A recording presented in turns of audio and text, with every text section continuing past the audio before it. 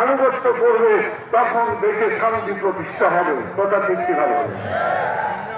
আল্লাহর কোরআন, রাসূলের সুন্নাহ ভুল বুঝলে হবে না। কেউ কেউ বলে থাকেন কোরআনের আইন মানে, তাহলে হাদিসের আইন মানেন না। আল্লাহ তাআলা পরিষ্কার বলেছেন, রাসূল সাল্লাল্লাহু আলাইহি ওয়াসাল্লামকে মানার জন্য তিনি নির্দেশ দিয়েছেন, অতএব কোরআন মানার অর্থও রাসূলকে মানা। কথা ঠিক কিনা বলে? আবার হাদিসে আছে, মানে আতানি ফাকাদ আতা আল্লাহ, যা আমাকে মানে, অর্থাৎ রাসূল সাল্লাল্লাহু আলাইহি ওয়াসাল্লামকে মানে তিনি আল্লাহকেও মানে। অতএব এটা ভুল বোঝার কোনো সুযোগ নাই। কোরআন এবং সুন্নাহর আইন বাংলাদেশে কায়েম হবে, ইনশাআল্লাহ কায়েম হবে। এই চালু করার জন্য আপনারা ঐক্যবদ্ধ হয়েছে। এটার জন্য যদি জিহাদ করতে হয়, জীবন দিতে হয়, আপনার কি রাজি আছে?